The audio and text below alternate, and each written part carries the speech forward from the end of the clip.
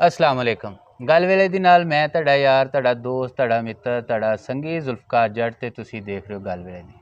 गल वेले दी तुसी यूट्यूब ते भी देख सकदे हो ते फेसबुक दे उपर भी देख सकदे हो। गल वेले दी विच असी बड़ियां चीज़ां लैके आने बड़ी बड़ी सैलेब्रिटीज़ लैके आने लेकिन गल वाला की है, ये गल वेले दी वाले जेहड़े ने ना, ये जिथों उगे, जिथों निकले, जिथों गए, अज असी उसे ही जन्म भूमि ते बह के अज वेले दी गल करांगे। तो वेले असी उस दी गल करांगे जिहड़ा वेला लंघिया होया वेला। मेरे नाल अज मैं अपने घर ही बैठा वां ते अज मेरे बजुर्ग मेरे चाचा जी मेरे नाल बैठे ने ते अज असी कोई खास नहीं, असी वो पिछले वेले दी गल करांगे, चाचे होरां दे वेले दी गल करांगे ते पुछांगे कि कैसा सी तुहाडा वेला, क्योंकि हर बंदे नूं अपना वेला लंघिया होया वेला जिहड़ा ना वो बड़ा अजीज़ हुंदा। ते चाचा जी अज बहुत ही लम्मी चौड़ी गल कोई नहीं, ते मैं तारफ ये करवा दें, मेरे चाचा रफीक ने ते इस टाइम असी अपने घर ही बैठे हैं नुनार लुटर साड़ा पिंड। ते यह समझ लो कि पिंडी इस्लामाबाद वाली जिवें बार्डर नहीं होंदी कि इधर इस्लामाबाद ते इधर पिंडी, लुटरां वाला कब्रस्तान ते नाल परले पासे नुनार, ठीक है। ते असी सांझे ही हाँ, वैसे तो असी सारिआं दे सांझे हाँ। ते अज असी गल जरा वेले दी करांगे। ते वेले दी गल की है, वो यही है कि कुछ हड्ड बीतियां, कुछ चाचे होरां दे वेले दियां गल्लां।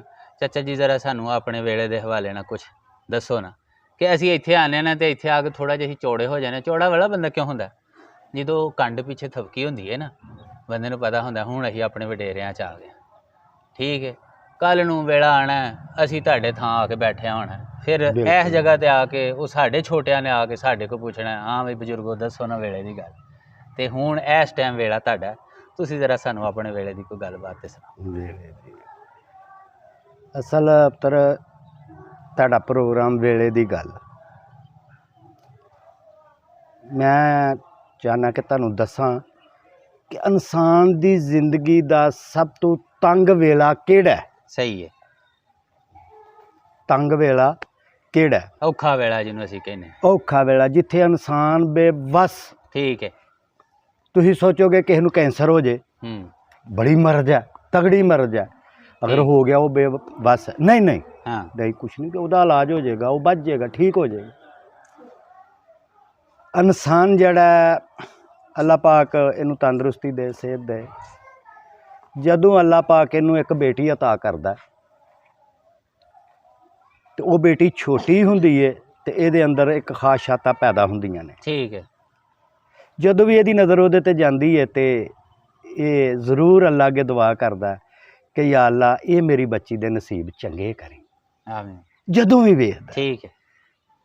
जिमें जिमें वो उत्ते जांदी है, ये जड़ा साडा वेला ही पुत्तर असीं हाल वाहने हाँ, ठीक है। ते वो बेटी थोड़ी तां होनी जवान, छोटी, छोटा जिहा डोलू फड़िया है, सिर ते छोटी छाबी धरी है, क्या बात, ते बाप दा लैके ते वो शाह वेला, शाह वेला, शाह वेला, सही है। ते बाप नाले खा रहा है ते नाले उहदे चेहरे वल वेख रहा, उन्नू दवावां दे रहा। वाह। खाने तो फारग होया, उन्हें वही छाबा उत्ते रखिया, डोलू हत्थ च फड़िया तो जा रही है। बाप हुण पिछू वेख रहा है, वेख के ते दवावां दे रहा है कि या अल्लाह पाक ये नसीब अच्छे, ठीक है। फिर पुत्र एक टाइम आंदा, वो बच्ची जवान हुंदी है ते बाप नूं नींद नहीं आती कि या अल्लाह इहदा नसीब चंगा कर, दवावां करदा, टटोलदा, कोई ऐसा रिश्ता मिलता है अपने ज़हन के मुताबिक अच्छा रिश्ता वेख के तो उत्थे उहदा नसीब का फैसला कर देंदा, ठीक है। जदों कर देंदा ते ऐन टाइम एक आंदा कि बरात आनी हुंदी है, सही है। उस तो पहला उहदे बाप ने अपने घर दे विच कोई चीज़ नहीं छड्डी, सही है। असी पुत्र जिमीदार, साडी सब तो जायदाद जमीन, ठीक है। असी की कीता, जमीन गहने पा दी है, वो बच्ची दे जहेज का बंदोबस्त कर दिता, ठीक है। उन्हां मेहमानां दे खाने का बंदोबस्त कर दिता। आजा जो साडा कोई दोस्त है उहदे कोलों असीं कर्ज भी वसूल करदे आ, सही है कि यार सानू कर्ज भी दे कि साडे कोलों कोई कमी रह ना साडी धी दा घर सोहना वास जाए, कि आउण वाले मेहमान जड़े ने ਉਹਨਾਂ ਨੂੰ ਅਸੀਂ ਜਾਇਦਾਦ ਵੀ ਦਈਏ, ਅਸੀਂ ਉਹਨਾਂ ਨੂੰ ਖਾਣਾ ਵੀ ਅੱਛਾ ਦਈਏ ਕਿ ਉਹ ਸਾਡੇ ਲਈ ਸਾਡੇ ਤੇ ਖੁਸ਼ ਹੋ ਜਾਣ, ਬਿਲਕੁਲ ਠੀਕ। ਸਾਡੀ ਬੱਚੀ ਦੀ ਅਗਲੀ ਜ਼ਿੰਦਗੀ ਬਿਹਤਰ ਹੋ ਜੇ। ਐਨ ਟਾਈਮ ਆ ਜਾਂਦਾ ਉਹ ਕਿ ਅੱਜ ਜੀ ਬਰਾਤ ਆਣੀ। ਹੁਣ ਬਾਪ ਜਿਹੜਾ ਉਦੋਂ ਬਤਰਾ ਨਹੀਂ ਹੈ ਸ਼ਾਦੀ ਹਾਲ, ਠੀਕ ਹੈ ਵੇਲੀਆਂ ਦੇ ਵਿੱਚ ਇੰਤਜ਼ਾਮ ਕਰਨਾ ਹੈ, ਸਾਰੇ ਪਿੰਡ ਚੋਂ ਮੰਜੀਆਂ ਬਿਸਤਰੇ ਚਾਚਾ। ਵੈਸੇ ਇਕੱਠੇ ਵੇਲਾ ਕਰਨੇ ਮੈਨੂੰ ਨੇ। ਤੁਸੀਂ ਜਿਹੜੀ ਗੱਲ ਯਾਦ ਕਰਾਈ ਹੈ ਨਾ, ਮੈਂ ਉਹ ਉਦੋਂ ਨਿੱਕੀਆਂ ਨਿੱਕੀਆਂ ਲੱਤਾਂ ਨਾਲ ਬੜੀ ਸਾਹਿਬ ਅਸੀਂ ਜਾਂਦੇ ਹੁੰਦੇ ਹਾਂ ਘਰਾਂ 'ਚ ਦੁੱਧ ਇਕੱਠਾ ਕਰਨਾ ਹੈ, ਮੰਜੀਆਂ ਮੰਜੇ ਇਕੱਠੀਆਂ ਬਿਸਤਰੇ ਕਰਨੀਆਂ। ਇਕੱਠੇ ਕਰਨੇ। ਠੀਕ ਹੈ। ਫਿਰ ਉਹ ਕਈਆਂ ਨੇ ਨਾ ਉਹ ਕਢਾਈ ਕੱਢੀ ਹੁੰਦੀ ਸੀ ਉਹ ਸਰਾਣਿਆਂ ਤੇ ਨਾਂ ਲਿਖੇ ਹੋਣੇ ਕਢਾਈ ਨਾਲ ਕਿ ਜੀ ਇਹ ਫਲਾਣੇ ਦਾ ਹੁਣ ਫਲਾਣਾ। ਉੱਥੇ ਕੀ ਹੈ ਕਿ ਹਰ ਬੰਦੇ ਦਾ ਆਪਣਾ ਆਪਣਾ ਹੈ। ਕੋਈ ਕਿਸੇ ਸ਼ੌਕ 'ਚ ਫਿਰ ਰਿਹਾ, ਕੋਈ ਕਿਸੇ ਸ਼ੌਕ 'ਚ ਫਿਰ ਰਿਹਾ। ਸਹੀ ਹੈ। ਜਿਹੜਾ ਬਾਪ ਹੈ ਨਾ, ਉਹਦੇ ਅੰਦਰ ਇੱਕ ਢੋਲ ਵਾਲਾ ਵੜਿਆ ਹੈ। ਉਹਨੂੰ ਚੈਨ ਨਹੀਂ ਆ ਰਿਹਾ, ਠੀਕ। ਉਹਨੂੰ ਸਕੂਨ ਨਹੀਂ ਆ ਰਿਹਾ। ਉਹ ਕੀ ਕਰੇਗਾ? ਉਹ ਪੁੱਤਰ ਮੰਜੀਆਂ ਚੰਗੀਆਂ ਲਿਆਇਓ, ਉਹ ਪੁੱਤਰ ਸਰਾਣਾ ਵੀ ਲਿਆਇਓ, ਉਹ ਪੁੱਤਰ ਇੱਥੇ ਸਫਾਈ ਕਰ ਦਿਓ। ਸਹੀ ਹੈ। ਕਿ ਸਮਝ ਰਹੇ ਮੇਰੇ ਮਹਿਮਾਨ। ਠੀਕ ਹੈ। ਅੱਛਾ, ਉਥੋਂ ਹਿੱਲੇਗਾ, ਉਹ ਨਾਈ ਕੋਲ ਚਲਾ ਜਾਏਗਾ। ਹਾਂ ਭਾਈ ਤੇਰਾ ਕੋਈ ਬੰਦੋ, ਪਰ ਖਲੋ ਉੱਥੇ ਵੀ ਨਹੀਂ ਸਕੇਗਾ, ਉਹ ਰੋਕ ਨਹੀਂ ਸਕੇਗਾ ਕਿਧਰੇ ਵੀ। ਅੰਦਰ ਜੰਗ ਲੱਗੀ। ਉਹ ਜਿਹੜੀ ਚੀਜ਼ ਉਹਨੂੰ ਖਲੋਣ ਨਹੀਂ ਦੇਵੇਗੀ। ਠੀਕ ਹੈ। ਅੱਛਾ, ਉੱਥੋਂ ਹੁਣ ਉਹ ਕੀ ਕਰੇਗਾ? ਘਰ ਵੱਲ ਜਾਏਗਾ। ਘਰ ਜਾ ਕੇ ਉਹ ਆਪਣੇ ਨਾਲ ਦੀ ਨਾਲ ਮੁਖਾਤਬ, ਭਾਈ ਘਰ ਠੀਕ ਹੈ ਨਾ, ਮਹਿਮਾਨ ਕੋਈ ਮਸਲਾ ਖੈਰ ਹੈ, ਰੋਕ ਉੱਥੇ ਵੀ ਨਹੀਂ ਸਕੇਗਾ। ਉਹ ਆ ਰਿਹਾ, ਜਾ ਰਿਹਾ, ਆ ਰਿਹਾ। ਹਾਲਾਂਕਿ ਸਾਰੇ ਉਹਨੂੰ ਕਹਿ ਰਹੇ ਨੇ ਕਿ ਕੋਈ ਮਸਲਾ ਨਹੀਂ ਆ ਚਾਚਾ ਜੀ, ਤੁਸੀਂ ਬਵੋ, ਬਾਬਾ ਜੀ ਤੁਸੀਂ ਬਵੋ, ਕੋਈ ਮਸਲਾ ਨਹੀਂ, ਅਸੀਂ ਕਰ ਰਹੇ ਹਾਂ। ਪਰ ਉਹ ਬਹਿ ਨਹੀਂ ਸਕਦਾ। ਉਹਨੂੰ ਬਹੁਤ ਜਿਹੜਾ ਨਾ ਕਿ ਯਾ ਅੱਲਾ ਮੇਰਾ ਜਿਹੜਾ ਟਾਈਮ ਹੈ ਇਹ ਲੰਘ ਜਾ। ਜਦੋਂ ਸਾਰਾ ਇਹ ਸਿਸਟਮ ਖਾਣਾ ਹੀ ਪੱਕ ਗਿਆ, ਚਾਰ ਪਾਈਆਂ ਹੀ ਡਹਿ ਗਈਆਂ ਨੇ, ਮਸਦ ਘਰ ਦਾ ਸਾਰਾ ਸਿਸਟਮ, ਤੇ ਫਿਰ ਇੱਕ ਉਹਦੇ ਦਿਨ 'ਚ ਖਿਆਲ ਵੀ ਆਏਗਾ। ਉਹ ਫਿਰ ਘਰ ਜਾਏਗਾ। ਉਹਦਾ ਜ਼ੇਨ ਕੀ ਹੋਏਗਾ? ਮੈਂ ਆਪਣੀ ਧੀ ਨੂੰ ਵੇਖਾਂ। ਠੀਕ ਹੈ। ਉੱਥੇ ਉਹ ਜਾ ਕੇ ਆਪਣੇ ਨਾਲ ਦੀ ਨੂੰ ਪੁੱਛੇਗਾ ਕਿ ਮਤਲਬ ਉਹ ਫਾਤਮਾ ਸਕੀਨਾ ਬਈ ਕਿੱਧਰ ਹੈ? ਠੀਕ ਹੈ। ਤੇ ਉਹ ਕਹੇਗੀ ਨਹੀਂ, ਉਹ ਕੋਈ ਸਹੇਲੀਆਂ, ਕੋਈ ਉਹ ਬਸ। ਉਹ ਫਿਰ ਬਗੈਰ ਮਿਲੇ ਵਾਪਸ ਆ ਜਾਏਗਾ। ਪਰ ਉਹਨੂੰ ਬੜੀ ਬੇਚੈਨੀ ਹੋਏਗੀ, ਉਹਨੂੰ ਵੇਖਣਾ ਚਾਹੁੰਦਾ ਆਪਣੀ ਧੀ ਨੂੰ ਕਿ ਮੈਂ ਇਹਨੂੰ ਵੇਖਾਂ। ਠੀਕ ਹੋ ਗਿਆ ਜੀ, ਸਾਰਾ ਇੰਤਜ਼ਾਮ ਹੋ ਗਿਆ, ਨਾਈ ਵੀ ਫਾਰਗ ਹੈ, ਸਾਰਾ ਕੁਛ। ਤੇ ਹੁਣ ਜੰਝ ਜਿਹੜੀ ਹੈ ਉਹ ਅਜੇ ਨਹੀਂ ਪਹੁੰਚੀ। ਉਹ ਹੁਣ ਬੰਦਾ ਜਿਹੜਾ ਫਿਰ ਖਲੋ ਨਹੀਂ ਸਕਦਾ ਕਿ ਯਾ ਅੱਲਾ ਖੈਰ ਹੋਵੇ, ਕਿਉਂਕਿ ਉਦੋਂ ਮੋਬਾਈਲ ਨਹੀਂ, ਫੋਨ ਨਹੀਂ, ਇਹ ਤਾਂ ਨਹੀਂ ਪਤਾ ਜੰਝ ਕਿੱਥੇ ਹੈ। ਉਹ ਦੁਆਵਾਂ ਕਰ ਰਿਹਾ ਕਿ ਯਾ ਅੱਲਾ ਖੈਰ ਖਰੀ ਅੱਲਾ ਮੇਰੇ ਘਰ ਮਹਿਮਾਨ ਆ ਜਾ। ਚਲੋ ਜੀ, ਅੱਲਾ ਪਾਕ ਨੇ ਕੀਤਾ, ਕੋਈ ਬੰਦਾ ਆਇਆ, ਉਹਨੇ ਆਣ ਕੇ ਪੈਗਾਮ ਦੇਣਾ ਕਿ ਭਾਈ ਬਰਾਤ ਆ ਗਈ ਹੈ। ਸਹੀ ਹੈ। ਸਾਰੇ ਖੁਸ਼ ਹੋ ਗਏ ਕਿ ਠੀਕ ਹੈ ਜੀ ਬਰਾਤ ਆ ਗਈ।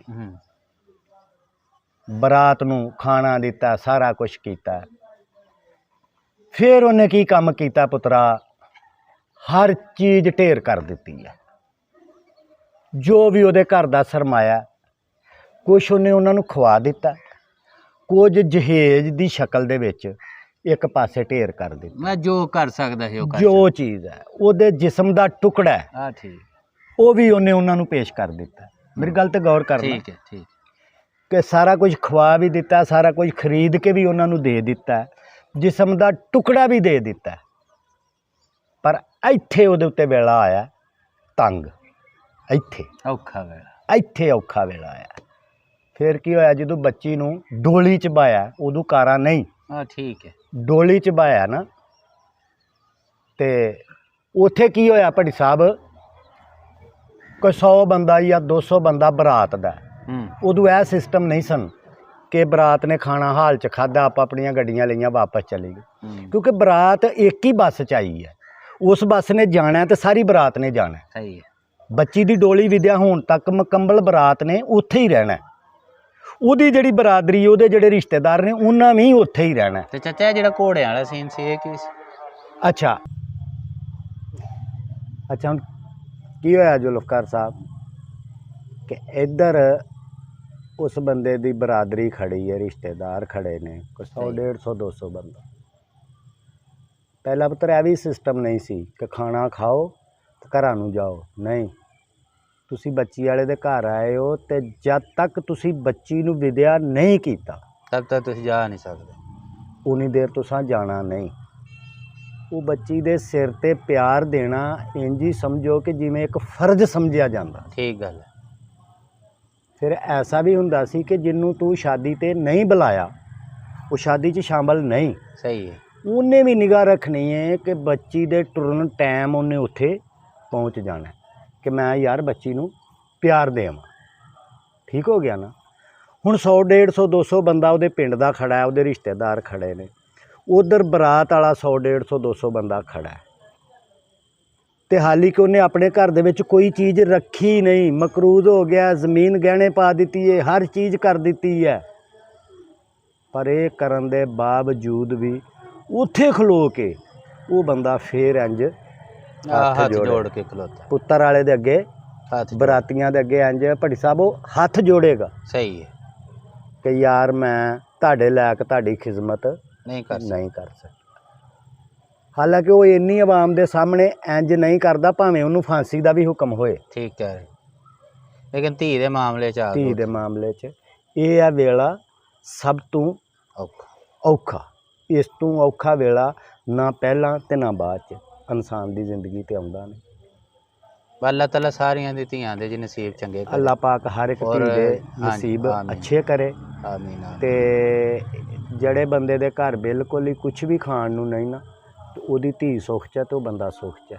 ਲੇਕਿਨ ਚਾਚਾ ਇੱਕ ਗੱਲ ਹੋਰ ਵੀ ਹੈ ਨਾ, ਜਿਹੜਾ ਤੁਹਾਡਾ ਜ਼ਮਾਨਾ ਸੀ ਨਾ, ਉਦੋਂ ਸਾਦਾ ਜ਼ਮਾਨਾ ਸੀ, ਏਡੀ ਟੈਕਨੋਲੋਜੀ ਕੋਈ ਨਹੀਂ ਸੀ ਹੈ, ਤੇ ਲੋਕ ਜਿਹੜੇ ਨੇ ਇੱਕ ਦੂਸਰੇ ਦਾ ਫਿਰ ਵੀ ਖਿਆਲ ਰੱਖਦੇ ਸੀ, ਬਹੁਤ ਜ਼ਿਆਦਾ, ਮਤਲਬ ਰੱਖ ਰਖਾ ਇੱਕ ਹੈ ਸੀ, ਬਹੁਤ ਜ਼ਿਆਦਾ। ਇਹ ਹੁਣ ਤੇ ਮਾਰਾ ਮਾਰੀ ਪਈ। ਯਕੀਨ ਕਰਕੇ ਜਾਣੋ ਕਿ ਉਹ ਅਸੀਂ ਪੰਜਾਬੀ 'ਚ ਕਹਿੰਦੇ ਹੁੰਦੇ ਨਾ, ਕੋਈ ਵੱਡੀ ਉਂਗਲ ਤੇ ਨਹੀਂ ਮੁੱਤਰਦਾ। ਹਾਂ, ਇਸ ਟਾਈਮ ਹਾਲਾਤ ਹੋਏ ਪਏ ਨੇ ਉਹ ਹੋਏ। ਤੁਸੀਂ ਸ਼ਹਿਰ ਹੋਵੋ ਜਾਂ ਪਿੰਡ ਹੋਵੋ, ਇੱਥੇ ਹੁਣ ਅਸੀਂ ਪਿੰਡ ਵੀ ਆਉਂਦੇ ਹਾਂ ਨਾ, ਤੇ ਇਹ ਚਲੋ ਤੁਹਾਨੂੰ ਵੇਖਦੇ ਹਾਂ ਤੇ ਸਾਨੂੰ ਥੋੜਾ ਸਕੂਨ ਹੋ ਜਾਂਦਾ, ਵਰਨਾ ਅਗਰ ਦੇਖੋ ਤੇ ਇਸ ਟਾਈਮ ਹਰ ਬੰਦਾ ਹੀ ਆਪਣੀ ਨੂੰ ਆਪਣੀ ਕਿ ਮੈਂ ਇਕੱਠਾ ਕਰ ਲਾਂ, ਔਰ ਇੰਜ ਲੱਗਦਾ ਜਿਵੇਂ ਅੱਜ ਦਿਹਾੜੀ ਮਿਲੀ ਹੈ ਇਹਨਾਂ ਨੂੰ, ਤੇ ਇਹਨਾਂ ਅੱਜ ਹੀ ਇਕੱਠਾ ਕਰ ਲੈਣਾ ਸਾਰਾ ਕੁਝ, ਤੇ ਕੱਲ ਪਤਾ ਨਹੀਂ ਆਣੀ ਹੈ ਕਿ ਨਹੀਂ ਆਣੀ।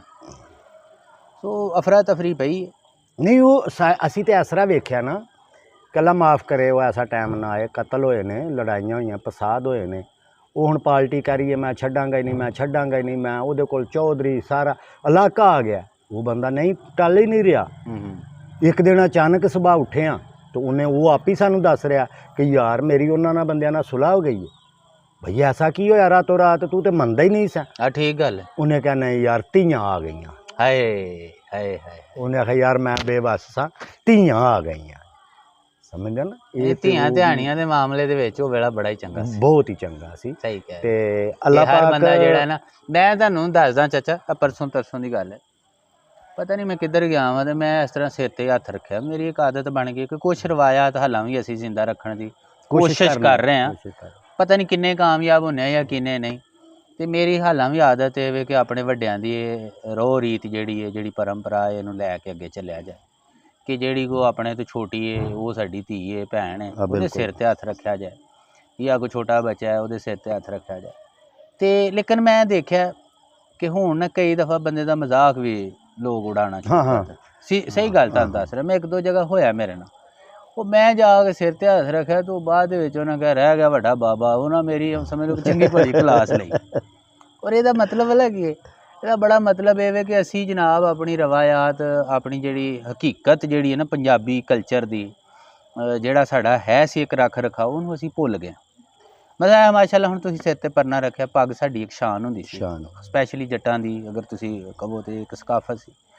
ਤੇ ਹੁਣ ਮੇਰਾ ਖਿਆਲ ਹੈ, ਔਰ ਇਹ ਹੁਣ ਇਹ ਹੀ ਸਮਝਿਆ ਜਾਂਦਾ ਕੋਈ ਵਡੇਰਾ ਹੈ ਤਾਂ ਉਹਨੇ ਸਿਰ ਤੇ ਪੱਗ ਰੱਖਣੀ ਹੈ, ਜਵਾਨ ਦਾ ਕੋਈ ਕੰਮ ਨਹੀਂ। ਹਾਲਾਂਕਿ ਜਵਾਨੀ ਦੇ ਵਿੱਚ ਹੀ ਸਿਰ ਤੇ ਪੱਗ ਆ ਜਾਂਦੀ ਹੁੰਦੀ। ਇਹ ਇੱਕ ਇਨਸਾਨ ਦੇ ਨਾ ਵਿੱਚ ਸ਼ਾਮਲ ਹੋ ਜਾਂਦੀ ਹੈ ਚੀਜ਼। ਹੁਣ ਮੇਰਾ ਖਿਆਲ ਕਹਿੰਦਾ ਕਿ ਕਮੀਜ਼ ਗੱਲ ਨਾ ਹੋਏ ਤਾਂ ਹੋ ਸਕਦਾ ਮੈਂ ਘਰੋਂ ਬਾਹਰ ਨਿਕਲ ਸਕਾਂ। ਹਾਂਜੀ। ਇਹ ਪਟਕਾ ਨਹੀਂ ਕੋਲ ਤੇ ਮੈਂ ਨਹੀਂ ਨਿਕਲ ਸਕਦਾ। ਆਦਤ ਬਣ ਗਈ ਹੈ ਨਾ। ਉਹ ਇੰਝ ਹੁੰਦਾ ਜਿਵੇਂ ਕੋਈ ਚੀਜ਼ ਮਤਲਬ ਬਿਲਕੁਲ ਨਹੀਂ, ਪਹਿਲਾਂ ਪਟਕਾ ਲੱਭਣਾ ਘਰੋਂ ਬਾਹਰ ਨਿਕਲਣ ਵਾਸਤੇ, ਤੇ ਫਿਰ ਉਹ ਮਤਲਬ, ਤੇ ਇਸ ਤਰ੍ਹਾਂ ਇਹ ਜਿਹੜਾ ਚੀਜ਼ ਹੈ ਇਹ ਸਾਡੀ ਨਸਲ ਬਾਈ ਨਸਲ ਚੱਲਦੀ ਹੈ। ਸਾਡੇ ਇਹ ਵੇਖੋ ਨਾ, ਇਹ ਹੁਣ ਆ ਮਾਲ ਡੰਗਰ, ਇਹ ਜ਼ਮੀਨਾਂ, ਇਹ ਪੈਲੀਆਂ, ਇਹ ਫਸਲ, ਇਹ ਸਾਡੇ ਜਿਸਮ ਦੇ ਵਿੱਚ ਸ਼ਾਮਲ ਹੈ, ਖੂਨ ਦੇ ਵਿੱਚ ਸ਼ਾਮਲ ਹੈ। ਸਾਨੂੰ ਇਹ ਅੱਛੀਆਂ ਲੱਗਦੀਆਂ, ਸੋਹਣੀਆਂ ਲੱਗਦੀਆਂ, ਖੂਬਸੂਰਤ ਲੱਗਦੀਆਂ ਨੇ। ਬਿਲਕੁਲ ਠੀਕ। ਸਾਨੂੰ ਇਹਨਾਂ ਨਾਲ ਮੁਹੱਬਤ ਹੈ।